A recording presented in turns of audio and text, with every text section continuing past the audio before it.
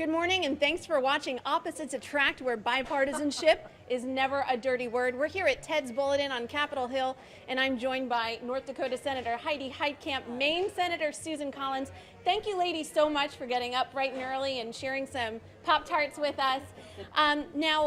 We want to get into the meat of this conversation is going to be about the fact that you two are not only great colleagues who have worked across the aisle on many priorities, but you're also friends. IRL, in real life, as we like to say. But I do want to get started with a couple questions about sort of the big news of the moment. First of all, on healthcare. Senators Cassidy and Graham are discussing and have proposed a sort of last-ditch effort, it seems, to try to pass some sort of solution on Obamacare before your ability to pass something on a 51-vote basis runs out at the end of the month. Senator Collins, if I can start with you, what are your thoughts on the Graham-Cassidy bill? I have a lot of concerns about the bill. From the initial analysis that I've done, it would mean $1 billion less for the state of Maine for Medicaid and other federal health care spending. We have a situation in Maine where if you take out our largest hospitals, the rest of the hospitals in aggregate lost $50 million last year. So you really jeopardize the very existence of those hospitals, particularly in rural Maine, but throughout our state. I'm also concerned that the bill does not afford automatic protections to people with pre-existing conditions. They would be sold insurance, but that insurance might well be unaffordable. So those are just two of the concerns that I have. All right. How long do you think it's going to take for you? Do you have a sense of when you might be making a decision on this? Well, it would be helpful to have the CBO, the Congressional Budget Office analysis, which would tell us the impact on premiums, the impact on coverage, the impact on consumer protections like those for pre-existing conditions, the impact on the requirement for coverage for people with substance abuse, which my state is in the grips of an opioid crisis. So I'd like to have all of that data. And that's one of the problems. This bill did not go through the committee process. It makes fundamental changes in Medicaid despite not having a single hearing on that part. There is an alternative, however, and that is the Help Committee's been working very hard under bipartisan leadership of Lamar Alexander and Patty Murray. And I don't want people to lose sight of that. Absolutely. Yeah, so I mean, we're talking about bipartisanship. That seems to be an area where there might be some agreement, and whatever it seems that Alexander and Murray are working on may not be beholden to this 51-vote requirement under the rules of budget reconciliation. Senator Heitkamp, what do you make of the discussions that are going on among the bipartisan members of the Help Committee? Do you think we're going to see something that may shore up insurance markets? That seems to be an important part of this debate. You know, what's really interesting is once the bill failed, then Lamar and Patty started this process. And what was amazing is at 8 o'clock in the morning, over 30 senators who weren't on the committee actually showed up to have a discussion with insurance commissioners, to have a discussion with governors, and we were on the right path. It was very bipartisan. And what you saw since then is, as people saw that moving, I think that frightened people who said, oh, well, we can't let that happen. We've got to now introduce something that is much more radical, and it happened on both sides. Yeah. You know, and so the good work that's being done in the Help Committee and the good work that's being done on a bipartisan basis is once again taking a back seat to kind of the rancor that goes on. And, you know, it's really unfortunate because I think we could do a tremendous thing for the American public, which is stabilize the markets and then begin to have a discussion about what is our healthcare system going to look like and how can we better serve the American people looking at healthcare and not just who pays for it. Right. One other question on a different topic. Senator Collins, you're a member of the Senate Intelligence Committee. The staff of the committee is interviewing Trump personal attorney Michael Cohen today. He's been a central figure in a lot of these stories about Russia. What do you hope to get out of that? What do you hope your staff gets out of that interview today? Well, I hope that we learn a lot more details about the Trump organization, whether or not there were pre-existing relationships with the Russian government, what happened at various meetings that occurred. But what I do want to emphasize is this investigation has been bipartisan on Capitol Hill. And both Richard Burr and Mark Warner, have worked very hard to keep it bipartisan. And we've interviewed countless witnesses. We have subpoenaed thousands of pages of documents. And the investigation is proceeding. It takes time, and I know that can be frustrating, but this is really important. Do you think we're going to see some sort of report analysis on this investigation by the end of the year? Do you think it's going to be longer than that? I believe that the initial report, which will answer the question of to what extent the Russians meddled in the election last fall, will be issued before the end of the year. But the second question on whether or not there was collaboration between members of President Trump's campaign staff and the Russians will take longer to answer. We've got to get this right. Absolutely. Let's get to the heart of this, which is all about your bipartisan relationship, plus the fact that the two of you are two of the most, you're moderates. Is that an endangered species on the Hill? And if so, why? Why do you think that is? You could go okay. She'll give you all the tough ones. I think absolutely, definitely, because too often the captive audience is on the right or the left, and as you're working in the middle, they almost have created an environment where principled compromise is a bad word or a bad phrase. And so, I've never let perfect be the enemy of good. I have never believed that I have all the answers or that one political side has all the answers. And I think there's tremendous opportunities for bipartisan support, but within the institution. But I think frequently the litmus test groups, whether it's on the right or it's on the left, me being attacked on the left and Susan being attacked on the right, simply say they're not with us and therefore they're not true to their convictions. And it's really unfortunate. And what's really amazing to me is at the same time that you see this, the American public is begging for bipartisanship. They're begging for solutions. They're saying, please do something. Do something that we can be proud of in our institutions or in the institution, but also get something done for the American people. And I think that's what's getting missed here. As is so often the case, I completely agree with what Heidi has said. I believe that the growth of these outside groups that have in some ways overshadowed the parties and are having such an influence on our politics today has changed the dynamics. Unfortunately, the moderate middle tends not to be nearly as activist or engaged. I've called for fanatical moderates to rise up and take back control, and that is what I think we need. But obviously, the fact that everybody laughs at the term fanatical moderates shows that moderates are just not as engaged, and they need to be. They need to be for the future of moderates in serving in public life and for our ability to get things done for our country.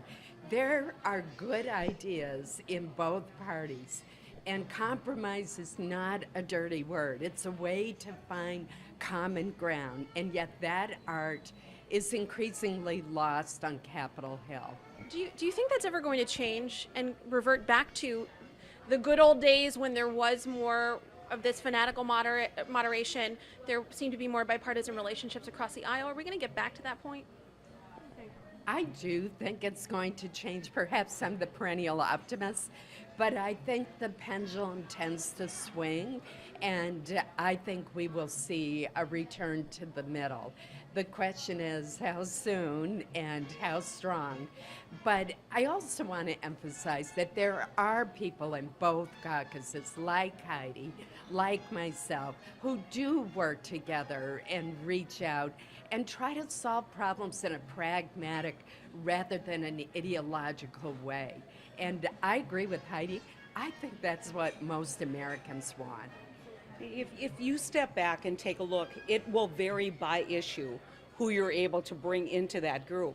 But the problem is that leadership is never focused on bringing people into that group. They're focused on I think, the polar kinds of, we've got to do this because if we don't, then Indivisible will rise up and protest us, or the Club for Growth will issue a mean tweet and promise to primary you. And the bottom line is we have to stop being afraid.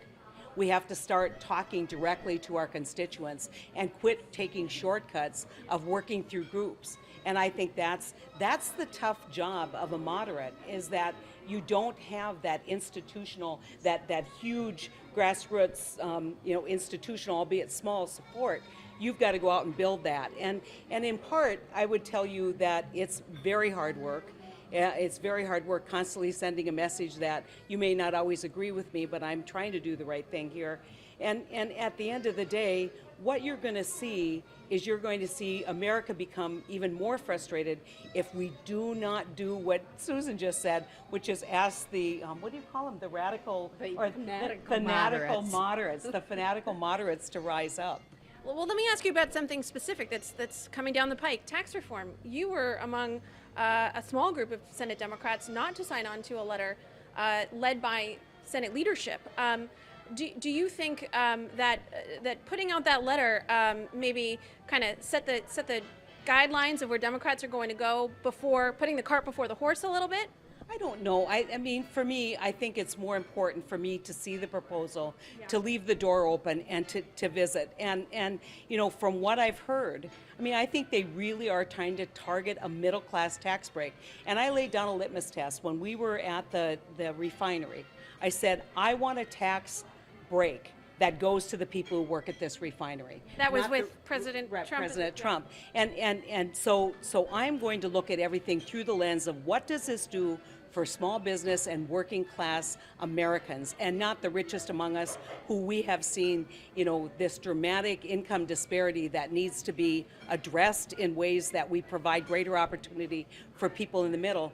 But I don't think the richest among us need a tax break. I think that the middle class, working class people are the ones who need a tax break. The letter that you mentioned really symbolizes what's wrong with politics today.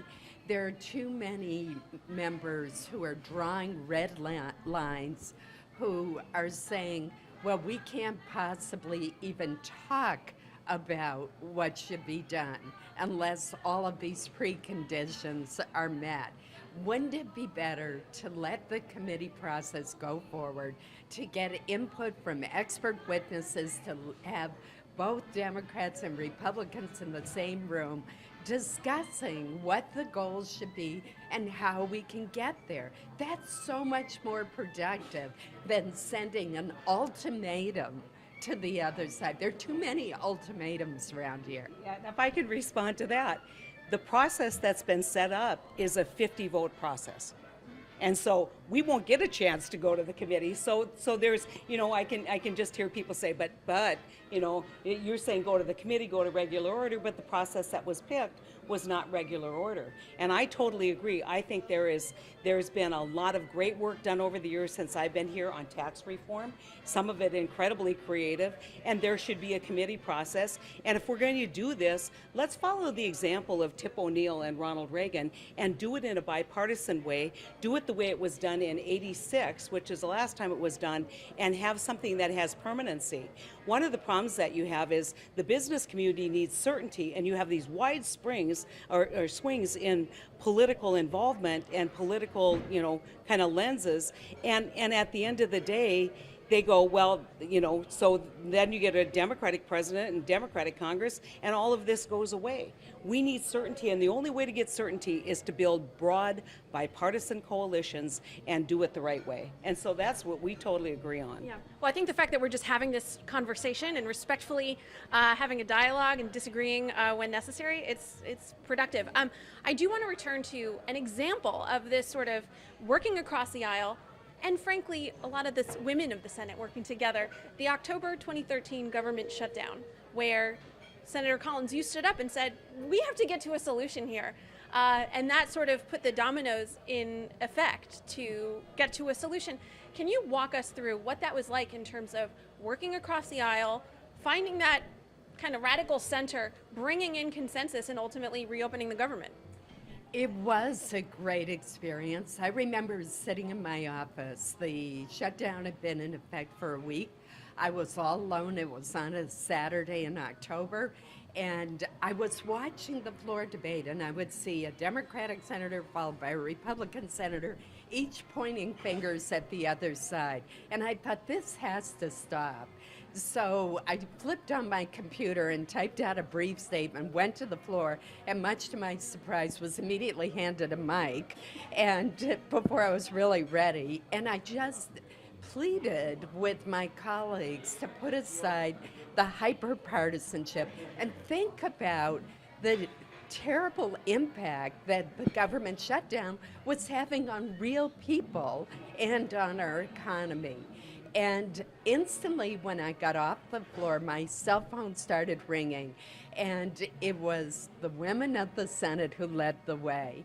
And Heidi was part of that group, and we met in my office day after day after day, and we hammered out a compromise, and it was not easy. We brought it to our leadership, and we said, we're going to announce this in a press conference with all 14 of us. If you don't step up to the plate and solve this, we sort of gulped as we were making those assertions, but we meant it. And they said, please don't do that. We gave them our plan, they tweaked it a bit, and then presented it and government reopened. And without that bipartisan effort, the shutdown, which was so harmful to so many, would have lasted far longer. It's an example of what committed bipartisanship can do. I think during that time period, I think everybody was in their corners arguing back and forth. And then the debt limit. Remember, it was the debt limit that was looming just a day away. And finally people said, do you have a plan where we can get X number of votes? We said we have 14 votes for this plan, and we think there's more. And so Susan's great leadership and a lot of people willing to say, look, you aren't dialoguing the way you need to dialogue. We're going to do it over here and be ready with a plan when that seems appropriate. And at the end, it opened up government. And Susan has been the leader ever since then of our little caucus, our little group. We still occasionally get together when things seem to be going off the rails. And I gifted her a leadership. Yeah, you should have brought it, a leadership, because when we get in these groups as all senators, they all talk over each other. And there's traditions in a lot of cultures where the person holding the leadership stick is the only one who gets to talk. And I said, Susan, this will help you rule over this unruly group of senators so that only one talks at a time. And it's been a fun experience, and a lot of great relationships were formed that then built even better ideas and more trust, and that's the thing that I think we're missing very often, that people don't talk enough about, which is all of these bipartisan efforts. When you don't have it, there's so much mistrust, there's so much, oh yeah, he's really got a secret agenda here, and be careful. And a lot of people said that to me when I got here. Oh, you're talking to this guy, he's a bad guy, he's got a secret agenda. And I thought, well, I'm pretty clever. I could probably figure out if he has a different kind of motivation, but there is a lack of trust that we need to build back, and through the leadership of people like Susan, we've been able to build more trust, I think, long term. Yeah. We have just about a minute left, and I'm wondering if in about 30 seconds each, you might be able to tell me your friends in real life. What have you learned from one another? What's one thing you've learned from the other. I want to say, because I'm junior here, I have learned from Susan to stay strong against adversity. That there is no one who has risked the wrath of their party and their leadership more than Susan to do the right thing. And she is a role model for all of us in just looking at things and doing the right thing, and not through a lens that's political, but through a lens that's all about the American people. I admire her leadership so much. So nice. Well, what I've learned is that Heidi is extremely hardworking, but also she is so much fun. And she can bring a light touch to a very serious issue. She always knows every detail of every piece of legislation, so she can argue very well substantively, but she also has a great sense of humor, and that helps to bring people together as well. I admire her so much for all she has done in the Senate and for being willing to reach out across the aisle. We need more of that in the Senate, and she is a premier example of someone who does that day in and day out with a smile on her face. Amen to that. Well, ladies, thank you so much for joining me. I know we could talk about this all day. We could sit here at Ted's Bulletin and eat Pop-Tarts, but we've all got to get to work. Thank you all for joining us. This has been ABC's Opposites Attract on Facebook Live. Have a great day. I'm not sure we're opposites. I say, so here we are. Right. Yeah.